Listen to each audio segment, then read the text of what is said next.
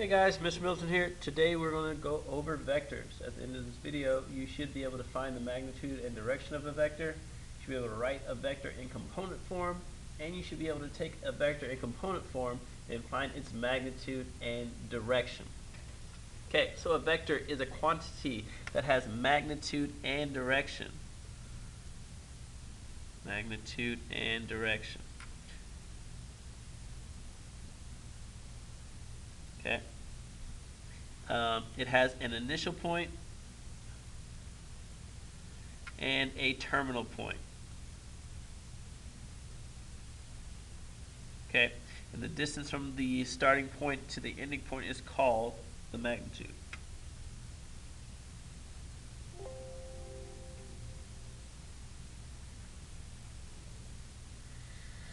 Okay, the direction corresponds to the direction the arrow is pointing, and it can be represented by a coordinate pair in the coordinate plane, and this is called component form. Okay, we'll talk about this just right now, component form. Okay, so basically when we're talking about a vector, we're saying that it matters which direction's happening. A lot of time we talk about forces or things, but we just give a number here. It's with distance isn't a vector because we just say you went 80 feet. You can't go negative 80 feet. With vectors, direction matters. Okay, so let's talk about it. The magnitude in this case, this example here, is the distance from the starting point to the terminal point. So our initial point is O, our terminal point is L. Kind of start off there. Okay, and our distance from O to L is 65. Now for the direction, we kind of use a compass map, compass rose, sorry, and so north, east, south, west. Okay, if you're not accustomed to those, make sure you get accustomed to those. Okay, because we need to use that for the direction. And so what we'll do is we'll look at this angle. You see this angle 50 degrees. And so each quadrant here is 90 degrees. And so there's two ways that we could say this direction, but I usually go with the one that's with the angle that's written. So I'm going to say this is 50 degrees. Okay, because that's the angle. And then we go from where it starts. It starts east and it heads south. So actually I said that backwards. It starts east and heads south, so we say 50 degrees south of east. Okay, so we started at east, it's 50 degrees south of that. Okay. Now the component form is just the x, y in this case.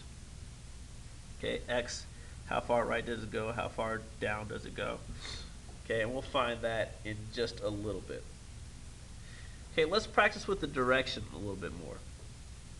Okay, so here we have some more compass directions that we'll work with, or vector directions that we'll work with. Here we have 35 degrees here. Notice we start from the north and we're heading east. So it's 35 degrees east of north.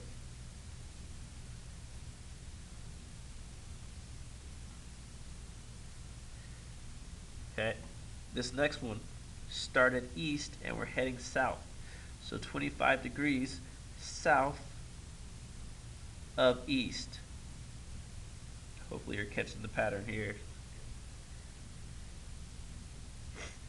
And this final one, we could say it's, okay, 20 degrees is this angle, and we're starting from the south, heading to the west, so 20 degrees west of south.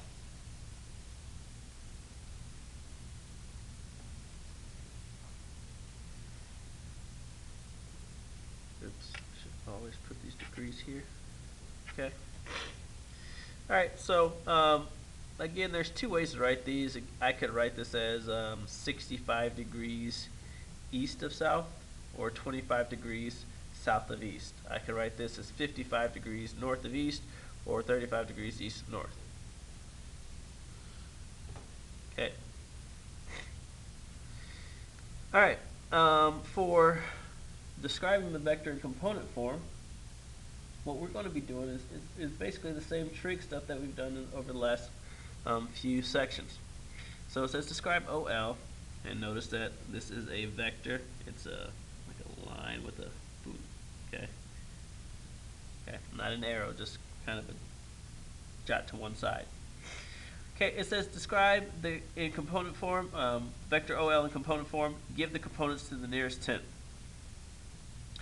So what we're going to be doing is we're going to try to find x and y. Notice that it's the right triangle, and so not anything that we shouldn't be too new to at this point. So I need to find x, I know 65. Okay, so from here I have my adjacent and hypotenuse. So I'll say cosine 50, maybe I should do the work down here, cosine 50 equals the adjacent x over the hypotenuse 65. So in my calculator I can say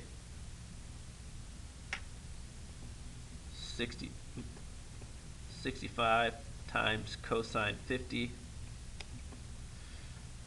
and that gives me 41.78, but it says to the nearest tenth, so 41.8.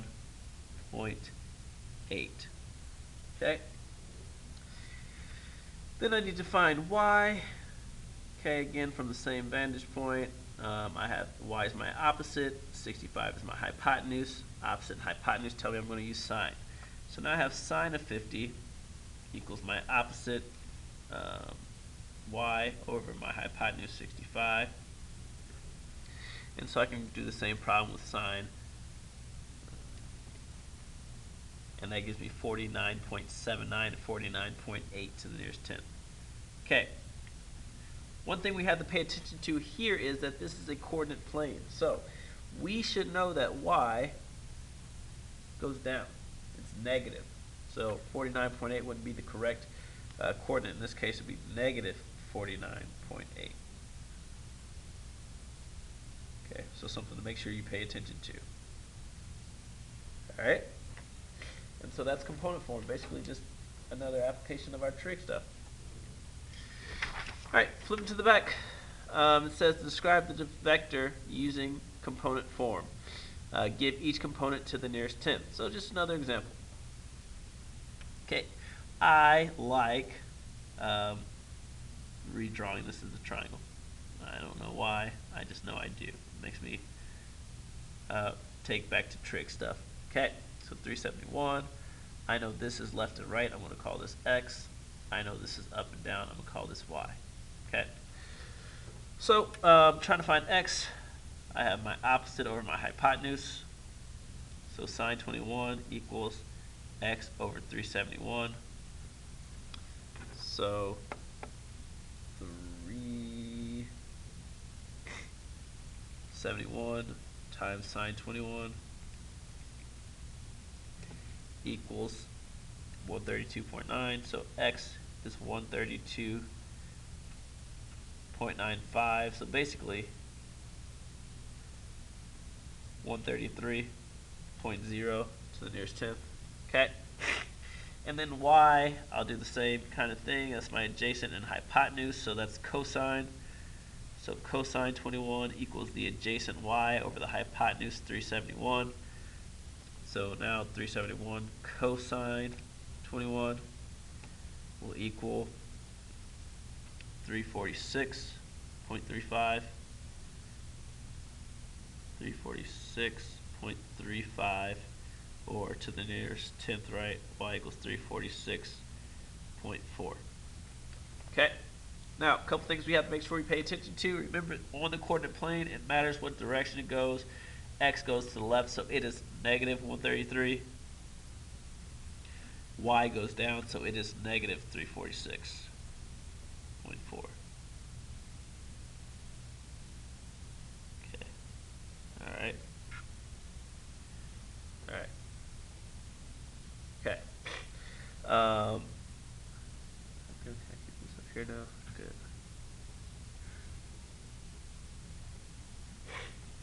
Okay, and now we're going to go the opposite direction. So we see that when we're given the magnitude and direction of it, we can write it in component form. We can also, given the component form, find the magnitude and direction. And so let's do that for these two problems. So we're given a component form of -8, 15.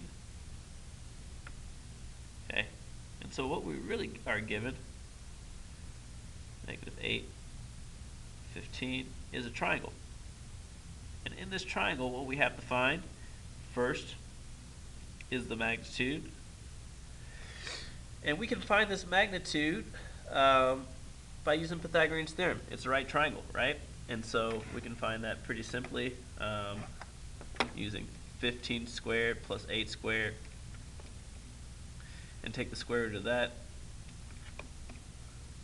which is 17. So we know that the magnitude is 17.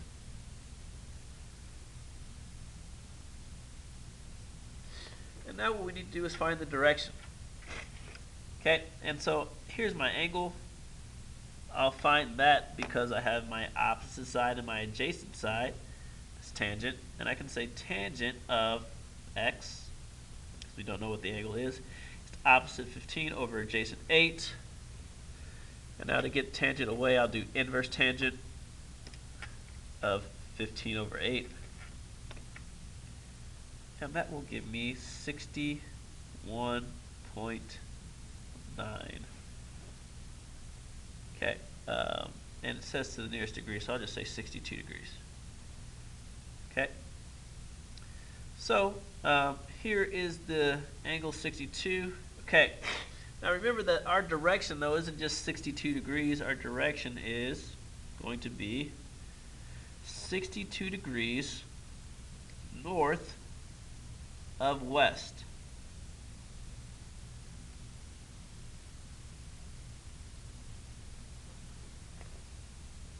Okay, and so here we go.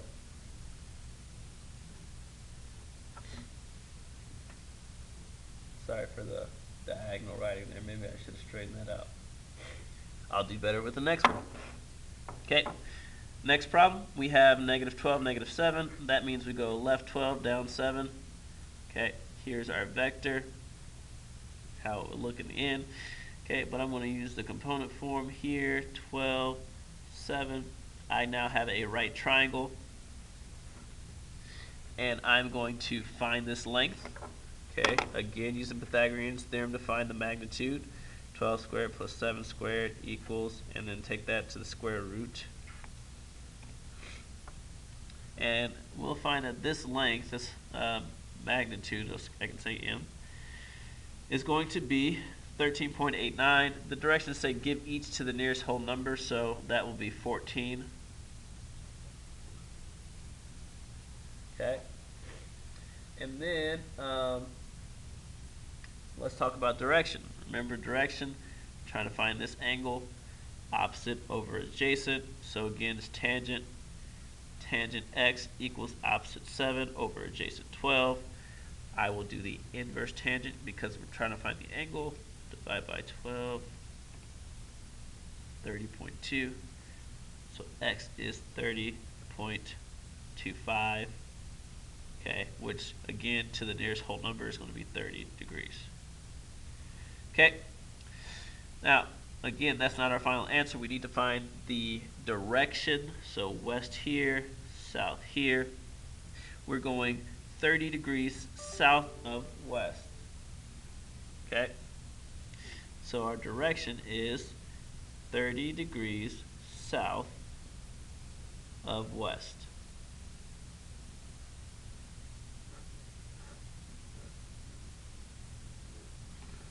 All right. So again, just a couple applications for the trig stuff. All right, let's try this next one together, and then I will have you guys do this last one on your own. Okay, Barcelona, Spain is 207 kilometers north and 428 kilometers east of Madrid, Spain. Okay, kind of see how this is going. On a direction line, how far is Barcelona from Madrid to the nearest kilometer? Describe the direction from Madrid to Barcelona to the nearest degree.